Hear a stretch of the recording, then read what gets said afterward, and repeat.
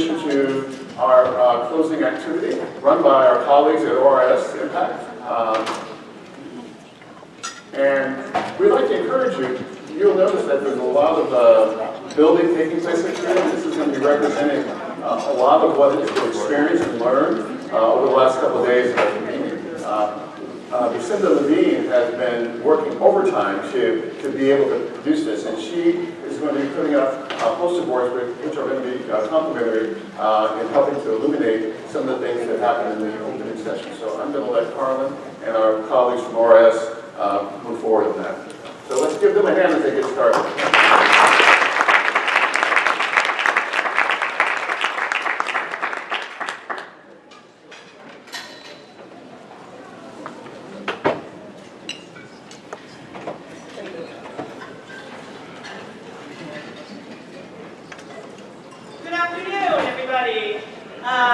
I just want to thank Julius for really sort of setting the stage for the urgency, the importance of the work that we're doing, and really want to emphasize the point that he made, that was also made in the opening remarks yesterday about we can't do this individually, we can't do this as individual heroes, we can't do this as individual programs. We need a network, we need each other, we need to knit the work that we're doing together, because if we want to move the needle on broadening participation, we have to reimagine the systems, the infrastructure that creates where we are and that's going to actually allow us to move the needle.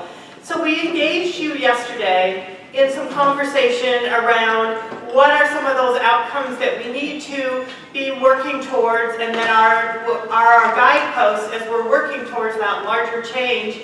And we've been really fortunate to have a wonderful graphic recorder here working with us who's been able to capture a lot of what you shared with us yesterday. And I want to share a little bit of that back with you today, because what we're doing here is, as Terry mentioned yesterday, we're at an early stage where we're engaging you in some of that thinking. We're taking this back. We're thinking about how this informs the work as we're going forward. And I think there's some really sort of important things that were lifted up around these outcomes in the conversations we had yesterday. I think one of those is that this is organic, that there's a lot of work that's happening that's not linear. It's a process. I think another thing that really came up around the work that we're doing is that we're building an infrastructure, a platform for doing this work together, to knit us together.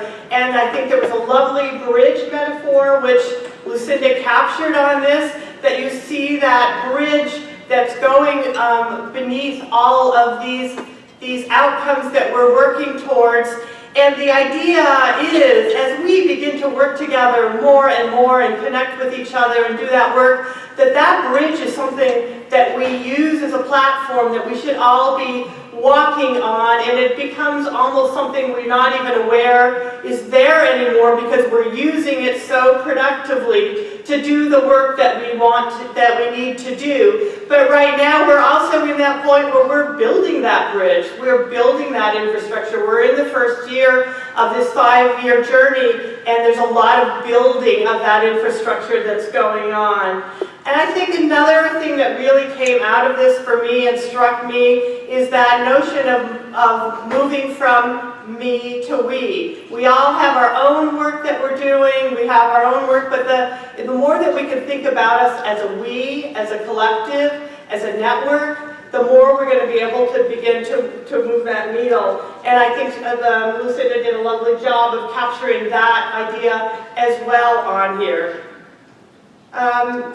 So I think as what we are doing here today in these last 2 days, is we're really doing some hard work around building that network. The idea is to all feel connected into that network. And then we want to start mobilizing that network to spark new ideas, to accelerate broadening participation, and to be able to take that to scale.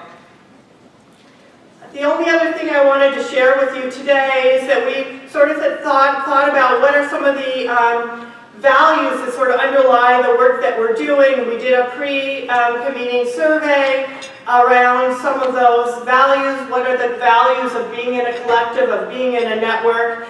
And we got really high response around working toward outcomes that our projects care about. And that's real heartening to see as we're going on this journey. You can see that the thing that's rated the lowest up there is that the network has clearly articulated its vision and mission. So we have some work ahead of us to articulate that better, to bring people into this network, and to strengthen individual projects towards broadening participation.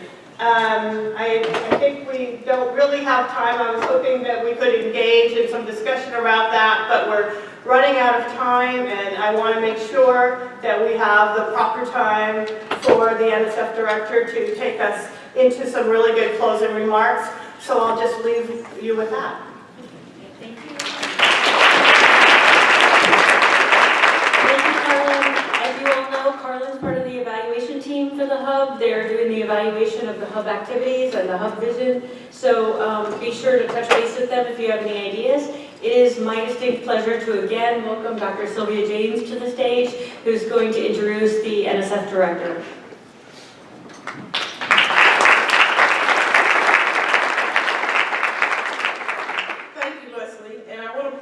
Dr. Cordova's full bio is in the pocket of your program, but I'll hit a few highlights. Dr. Cordova is an astrophysicist and the 14th director of the National Science Foundation, the only government agency charged with advancing all fields of scientific discovery, technological innovation, and STEM. The NSF budget is $8.1 billion, and it's an independent federal agency. You can look up and see what that means. We're not affiliated with a cabinet. She's President Emerita of the Purdue University and Chancellor Emerita of the University of California, Riverside, where she was a distinguished professor of physics. She previously served as NASA's chief scientist, and prior to joining NASA was on the faculty of Pennsylvania State University. And more recently, she served as chair of the Board of Regents of the Smithsonian Institution and the Board of Trustees at the Mayo Clinic. Dr. Cordova, I can say, is a true champion for NSF Includes and has been at the forefront of helping to ensure that this idea was successful and move forward in the way that you've seen from the beginning. In 2014, we actually had a workshop bringing together leaders in the field to think about how do we approach broadening participation using a different perspective, and one of the frameworks that you're aware of is collective impacts. And we really appreciate your support, Dr. Cordova, and welcome you to the stage. If you don't want to navigate the poster boards over there, please feel free to come up the other side.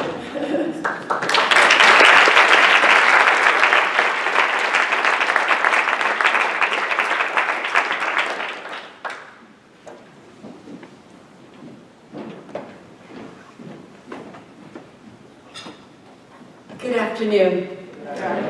This is one of my favorite times of the year to be back with all of you. I assume, although it hasn't been confirmed to me, was this a group that was going to meet, but we had the shutdown? Is that right? Because usually it's January, so at least it's nice and warm for you all. So, this is just fabulous. I always associate these kind of diagrams with the Includes meeting. I think it's great you have these illustrators, and they give us something memorable to take away. And I'm so glad to hear the evaluators, assessors are on it, and this is just couldn't be more important. It's something that I've had in my vision for Includes since its inception, is that we have an opportunity to start something really, really important from scratch, and that involves the whole nation and everybody working together, and we can evaluate it all the way along and see how we're doing, make mid-course corrections, have metrics, redevelop those metrics, maybe pivot and change them if they need to be. So, but really try to make a difference here. So let me share with you that just about an hour or two ago, I was with a group of young people, everybody's young from my reference point, but anyway, they were the AAAS fellows, so they're young in their careers, early careers. And they're all very, very interested in policy, which, by the way, in my long life, I've seen has really, really changed in significance among early career people. There's much deeper interest in the major policy questions to do with science and technology, engineering today. And so there's a big program that the AAAS has that we help fund called the AAAS Fellows. And people come from all over the nation to have a couple of year or maybe 2 years in doing policy work at one of the agencies. And so NSF always has the most. We have about 40 at any given time. We have such a fellow in my office. But this was a meeting that they have periodically of all of them. And they invite me and we have different themes that we talk about, and they're all chosen by them. And so they had 3 themes in our hour-and-a-half meeting, and one of them was broadening participation. And so Dr. Krim and I asked them, how did you land on these 3 themes? The others, because I know some of you all inquisitive type people, are open access, so our data, how do we have the whole public share on our data so it can make even more discoveries, and then partnerships, the importance of all kinds of partnerships. And of course includes is some of all of those things, right? And so they landed on them because all 40 came together and they work all through the agency, all the different directorates, and they thought about the things that they've observed in the 1 year that they've been here or so, that seem to be the most compelling, the most important themes for the National Science Foundation. So I just thought that I wanted to share that with you, that the work that you all are engaged in is the work that any reasonably minded, serious person about where science and engineering is headed for the future of our country will land on broadening participation. It's just a critical issue. Tomorrow I'll be at a White House meeting on quantum information, science, and technology. And as you probably know, quantum is one of the administration's key priorities. It happens to be one of ours. Another of our 10 big ideas is called the Quantum Leap. And I just got off the phone with one of the leaders at one of our wonderful universities in the country, who was on his way to an international meeting on quantum. And I said, so I'm going to be talking with people about the opportunities and challenges. What's the biggest challenge here? And he said, by far the biggest challenge is the workforce in this country, the quantum workforce, because we're talking about the industries of the future, and we're talking about what kind of skills young people need, and where the country is headed. And we don't have the industrial labs that we used to have in this country, like Bell Labs. And where business is asking, where are the young quantum workers? How are they going to be taught in our schools? And have we done enough to broaden participation so we can reach out and grab those who would be tremendously excited by things like quantum entanglement and coherence and qubits and all of these the wonderful world that I promise you, in a decade, maybe 2 decades, we will all be using quantum everything, quantum computing, quantum communication, quantum sensing, and the people that you are teaching today, that you are trying to bring into science and engineering, will be part of that future. So you have just all of you such an immensely key role to play in keeping our nation absolutely the greatest, and we have been right on top there, a global leader, and we just have to remain so. So broadening participation, in my mind, is everything. When I was asked years ago, when we developed our 10 big ideas, what is your favorite, like you could choose favorite child or something, right? No. But I said, well, if I really were pressed and had to name one, I would name the Includes initiative, because without inclusion, you can't do any of these other things. It all starts there. So let me just give you a couple of, those are my off-the-top remarks. Let me give you a couple of formal remarks because I'm charged with closing this meeting out. Although you're welcome to stay as long as you like after I go. So I think it's just great to see the progress that's been made in just 3 years. It just seems like yesterday, and it really does when we had the first PI meeting. It was at that meeting where principal investigators presented flash talks and provided a glimpse of the vast broadening participation work taking place across the country. And some of those talks we made into videos. They're online. You can find them if you, in the search box for nsf.gov, you put in toolbox, and you come up with the congressional toolbox, and there you see all sorts of videos that the NSF includes, and some of you may be in those. When I first joined NSF 5 years ago, it's been, I'm well into my 6th year now, NSF and other organizations were working to broaden participation in STEM, and they had experienced a measure of success. I would say the biggest success we had was with individuals, and all those wonderful programs like LSM just readily comes to mind, or Advance, where it's targeted at individuals, and we make, of course, life-changing changes in their careers of the young people who participate in those programs. But we still had not changed the big statistics, the ones you're all very familiar with. We really thought we needed a program to move the needle. At that time, the National Science Board's Science and Engineering Indicators reported that women accounted for half the college-educated U.S. workforce, but only a third of the science and engineering workforce. And that was a very broad definition of that. As you know, that there's a lot of clumping into some major categories, but much of the science and engineering has a statistic that's even much less than a third. Racial and ethnic groups traditionally underrepresented in STEM made up 20%, 7% of the U.S. population, but their representation in science and engineering was only 11%. So statistics like these are why we launched, and NSF includes to try to do something about this, and to, as I heard our previous speaker say, really launch it at scale. Scale is the magic word here. We just have to keep, everything we do has to try to point to achieving scale. Today, we're expanding partnerships to move us closer to this goal. As you have heard, I'm sure, NSF received a $1 million gift from Boeing, which became the first business to contribute at a national level to this initiative. I hope others are listening.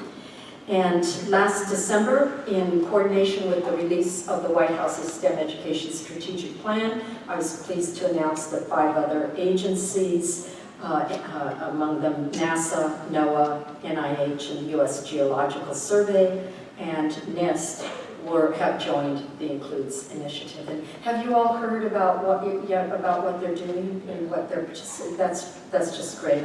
I'm so excited about that. I know they want to preserve their identity in Includes, but the fact that they want to join and the potential for scaling by having those agencies join, and the diversity, the menu that we can present to potential participants in NSF Includes is just huge. So this is, of course, our 4th year of NSF Includes, and it's the first time we've had the hub, the alliances, the launch pilots, the federal partners, and other stakeholders all in the same space. And I'm just so pleased when I give talks and include our Includes initiative that I can point to the backbone organization running through all of the Includes programs and alliances and uniting everything in it. It really looks, at least on a diagram, like it's achieving scale. We just have to make sure that we actually make it achieve scale. So we need to maintain and create new connections across our national network. To ensure this occurs, the Coordination Hub has the goal of providing infrastructure for communication and collaboration while guiding the process of identifying shared metrics and fostering visibility for the research that's taking place. And I think that's just a huge goal, and I'm very anxious to see how it develops.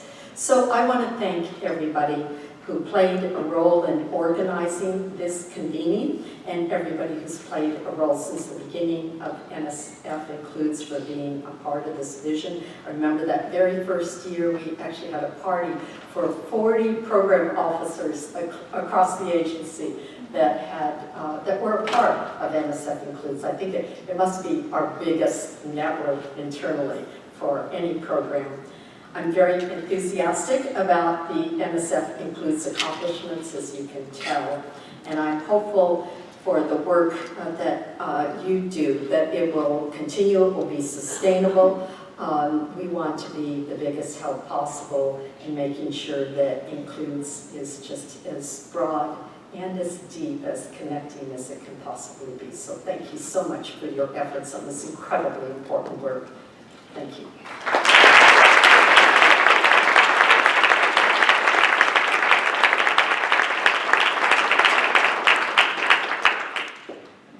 Thank you, Dr. Cordova. We admire and appreciate your passion for this initiative and the vision that you've brought to it from the very beginning. I was also at the very first Includes convening, and I think you're right. We've made so much progress in making connections, building the network.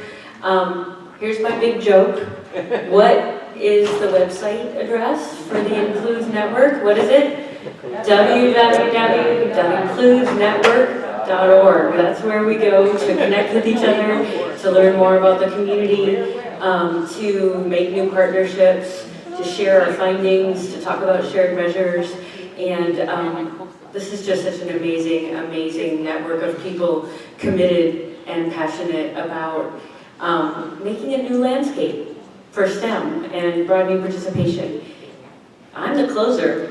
So unless we want to, we've got about 20 minutes before we're officially timed out here. And so we've got plenty of time to do a little bit more networking, plenty of time to check out the beautiful boards that have been drawn up by Lucinda with all of what we've learned here. And I just want to thank everybody for being here, for connecting. I loved the way in which people just dove into every activity and made the most of it. So thank you for doing that. Thank you to NSF for bringing us all together.